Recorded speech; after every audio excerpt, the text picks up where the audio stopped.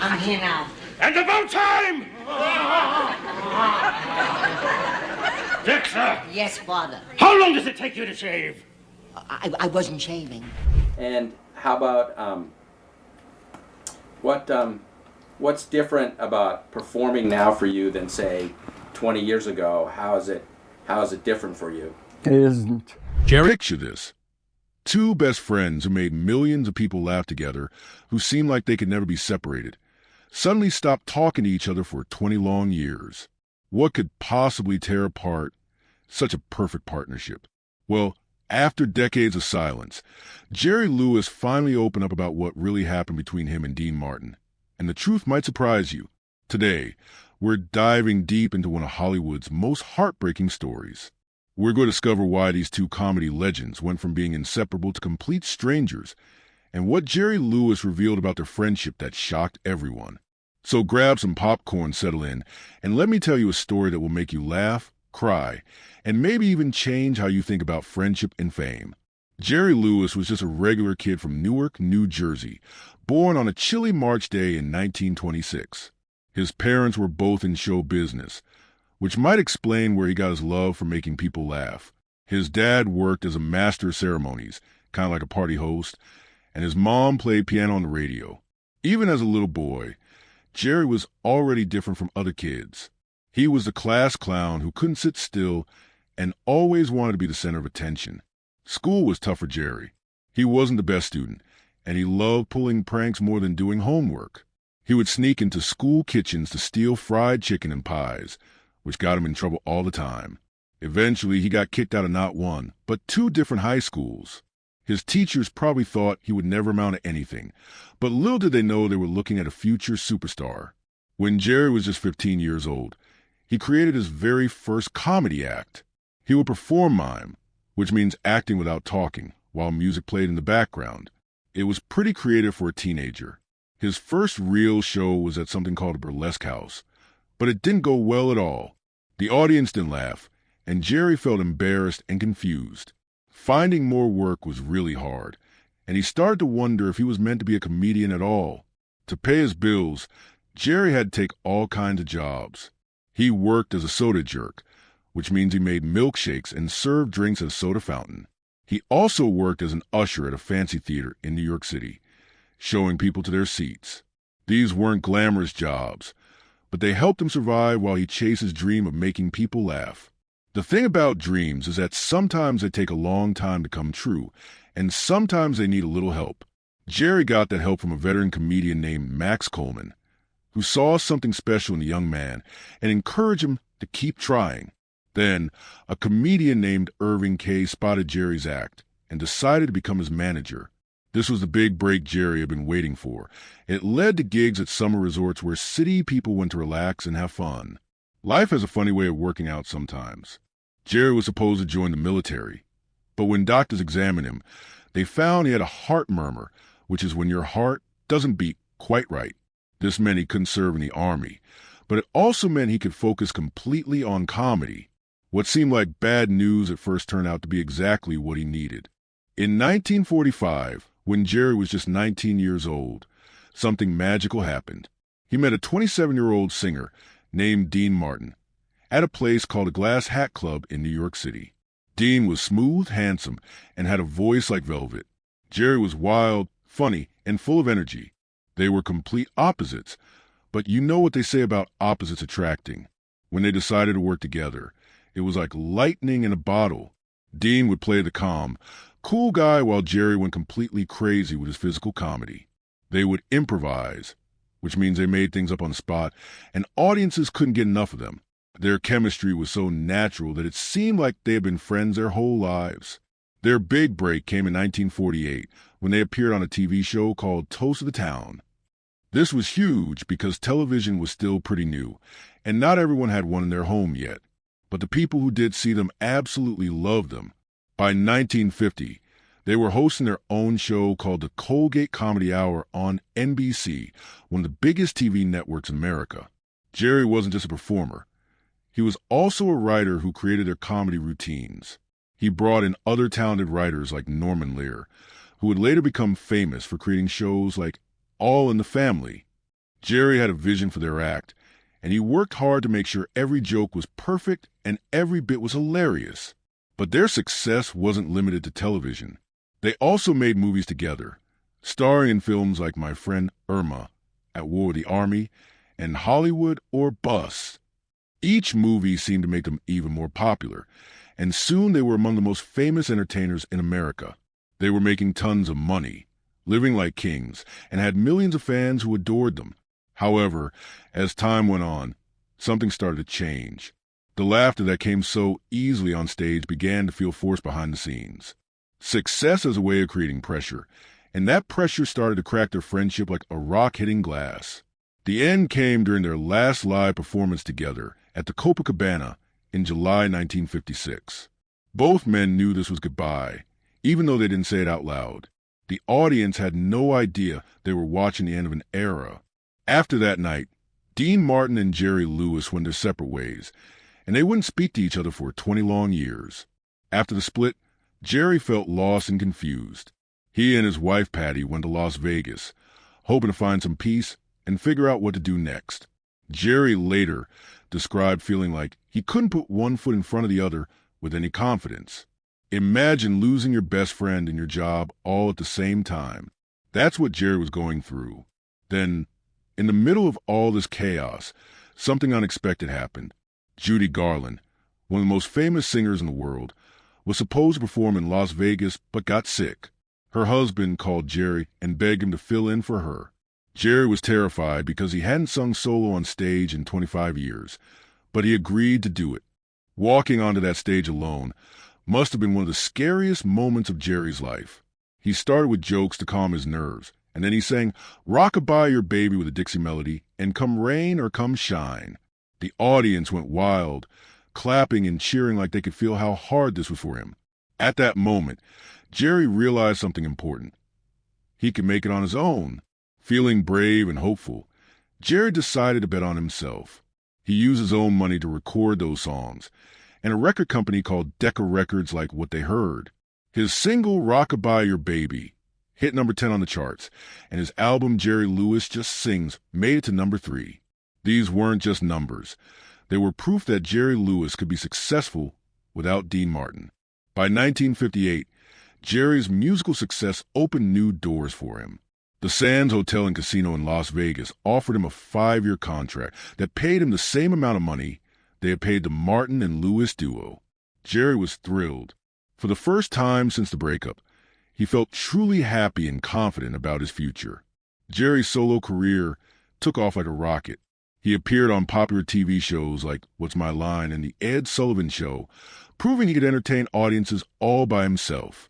He even hosted the Academy Awards 3 times, and when the show ran out of time, he would improvise and keep the audience laughing. His quick wit and ability to think on his feet made him a natural host. But Jerry wasn't content to just perform. He wanted to create. In 1957, he directed his first movie, The Delicate Delinquent. It was a rough start because directing is much harder than just acting, but the challenges made Jerry more determined to succeed. He followed this with The Bellboy, a movie where he barely spoke at all, relying on physical comedy to tell the story. It was a risky move that showed his creativity and willingness to try new things. Some critics called Jerry a genius, while others just didn't understand what he was trying to do. But Jerry kept making movies that showed his unique sense of humor. Films like The Ladies' Man and The Errand Boy pushed boundaries and displayed his unique vision. Each movie was like a piece of Jerry's soul that he shared with the world. Television networks also wanted to work with Jerry, but they struggled to find the right format for him. He made guest appearances on various shows, charming audiences, but still feeling like something was missing. The loneliness of success was something Jerry was learning to live with. Then Jerry created what many people think is his masterpiece, The Nutty Professor.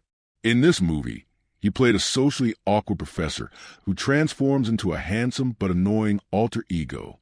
The movie was both funny and touching, showing that Jerry could make people laugh and feel emotions at the same time.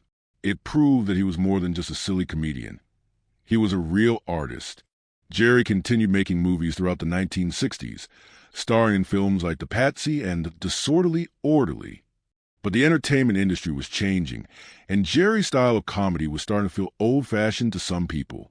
In 1966, after almost 20 years, he split from Paramount Pictures. His box office numbers were falling, and it felt like a door was closing on an important chapter of his life. Determined to reinvent himself, Jerry signed with Columbia Pictures and tried to take on more serious roles.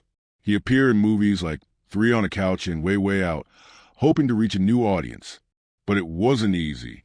The audience, who loved his silly comedy, wasn't sure what to make of this more serious Jerry Lewis.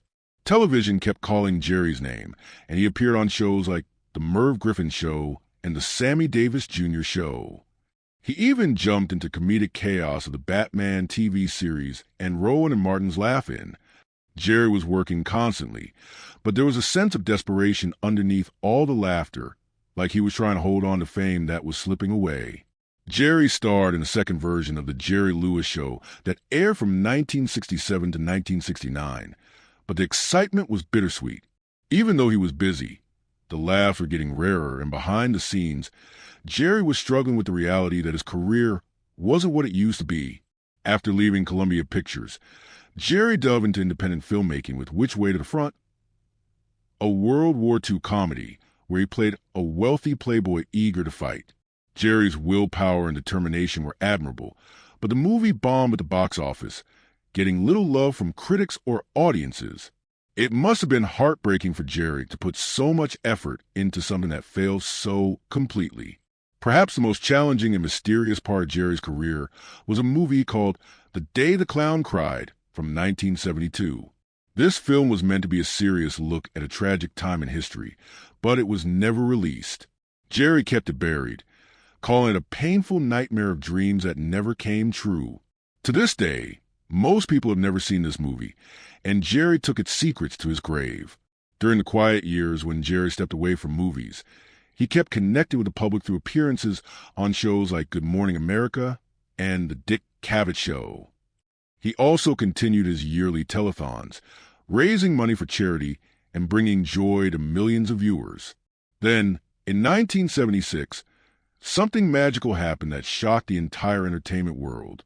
During Jerry's annual telethon, Frank Sinatra surprised him by bringing out Dean Martin. The crowd went absolutely wild, and Jerry, clearly taken by surprise, hugged Martin like no time had passed at all. They joked around as if they were still the best of friends, saying things like, "We haven't seen each other for 20 years, and you know there were all those rumors about our breakup, and when I started the show and you weren't here, I believed it." This moment was bittersweet for fans who had been hoping for a reunion for 20 years. It showed that despite everything that happened, there was still love and respect between these two men. But it was just a brief moment, and afterward, they went back to their separate lives. Jerry kept trying to make his mark in show business through the late 1970s and beyond. He appeared in Circus of the Stars and made his movie comeback with Hardly Working in 1981, after an 11-year break from films. In his later years, Jerry kept engaging with the public through interviews and specials, but the burden of his past success always fell heavy. Through all the ups and downs, Jerry never lost his unique place in comedy history. He had created a style that mixed chaos with real emotional struggle, touching people's hearts while making them laugh. One critic said Jerry single-handedly created a style of humor that was half anarchy, half emotional pain. His impact can still be felt today in the work of many comedians who came after him. Even comedians who never took a pratfall themselves owe something to the self-deprecating style Jerry brought to the scene. His comedy was full of explosive physical movements and emotional layers that made some people love him and others misunderstand him. He stood out with his quirky voice, funny faces, and daring stunts that paved the way for future stars like Steve Martin, Richard Pryor, and Jim Carrey. Jim Carrey once said, "I learned from Jerry. I am because he was." This shows how much Jerry influenced the next generation of comedians. Even though Jerry played this goofy everyman character, his humor was actually very intentional and skillful. His physical comedy was packed with sight gags and wordplay that showed a level of talent many people didn't fully appreciate. Jerry's performances might have seemed chaotic to someone just watching casually, but there was actually a smooth rhythm to everything he did. Every little move was thought out. leading the audience to a big finish that often ended in controlled chaos, but always with laughter. Years after their famous split, Jerry Lewis finally opened up about what really happened between him and Dean Martin. In a heartfelt interview, Jerry admitted that he always knew their partnership would end eventually. "I knew I had to be the one to end it," he confessed, the weight of those words filling the room.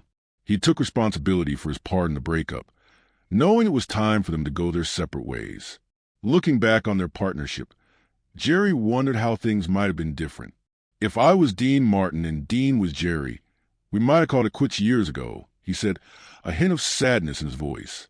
This showed that Jerry understood Dean's side of the story and respected him for putting up with the situation for as long as he did. Jerry explained that Dean had always been patient and understanding, even when Jerry got most of the attention and praise. Dean would read reviews that praised Jerry Lewis while barely mentioning him, and he put up with that treatment for a decade. "That kind of treatment ain't easy," Jerry said quietly, remembering those difficult times. Jerry admitted he was the one who loved being in the spotlight, always wanting to be front and center, while Dean was often overlooked despite being incredibly talented. This created tension that eventually became too much to ignore. Jerry was like a businessman who loved the limelight, but Dean was there too, a real artist who deserved more recognition than he got. The truth that Jerry revealed was both sad and hopeful. While he felt bad about leaving Dean, he also saw it as a new beginning for both of them. "It's not the end, but just a new start," he said, holding on to fond memories while being ready to face whatever came next. Jerry's honesty about the breakup showed his growth as a person. He could have blamed Dean or made excuses, but instead, he took responsibility for his actions and acknowledged Dean's patience and talent. This kind of maturity doesn't come easily, especially when talking about something that caused so much pain. The story of Jerry Lewis and Dean Martin teaches us important lessons about friendship, fame, and the price of success. Sometimes the people we love most are also the ones we hurt the most, not because we mean to, but because life and ambition can pull us in different directions. Their partnership was like a shooting star, brilliant, beautiful, and brief. They created magic together that millions of people still enjoy today. But they also showed us that even the best relationships can struggle under the pressure of fame and success. Jerry's willingness to finally speak up about Dean Martin after so many years of silence was brave and honest. It took courage to admit his mistakes and acknowledge the pain their breakup caused both of them. But it also showed that love and respect can survive even the most difficult circumstances. The reunion moment in 1976, brief as it was, proved that their connection was real and lasting. Even after 20 years of not speaking, they could still make each other laugh and feel comfortable together. That's the mark of a true friendship, even one that couldn't survive the pressures of Hollywood success. Jerry Lewis lived to be 91 years old, passing away in 2017. Dean Martin had died earlier in 1995. Both men had successful careers after their split, but many fans always wonder what they could have accomplished if they had stayed together. Jerry's final words about their partnership suggest he wondered the same thing. Their story reminds us that success isn't always worth the price we pay for it. Sometimes the most important things in life are the relationships we build along the way, not the fame or money we accumulate. Jerry and Dean had both fame and money, but what they lost was something even more valuable, their friendship. But perhaps their story isn't entirely tragic. After all, they gave the world countless hours of laughter and joy. They showed us what perfect comedy teamwork looks like. And they proved that two very different people can create something beautiful together. Their influence on comedy continues to this day, inspiring new generations of performers to chase their dreams and make people laugh. Jerry Lewis finally speaking up about Dean Martin was like completing a circle that had been broken for decades. It brought closure to one of Hollywood's most famous feuds and reminded us that even legends are human beings with feelings, regrets, and the capacity to grow and change. The next time you watch one of their old movies or clips on YouTube, remember that you're seeing two friends at the height of their powers, creating magic together even though they knew it wouldn't last forever. That makes their performances even more precious and their story even more meaningful.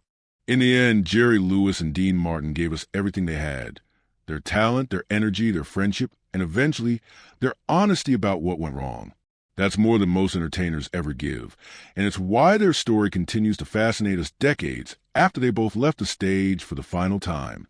Their legacy lives on in every comedian who takes a stage, in every friendship that survives difficult times, in every person who chooses laughter over tears.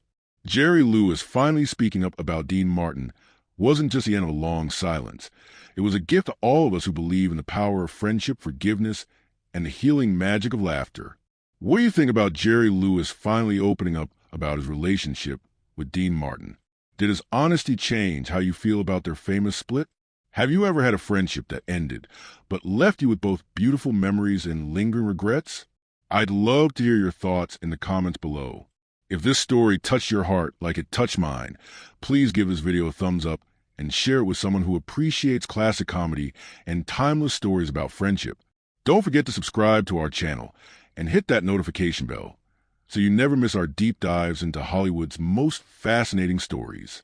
Thanks for watching, and remember, sometimes the best stories are the ones that make us laugh and cry at the same time.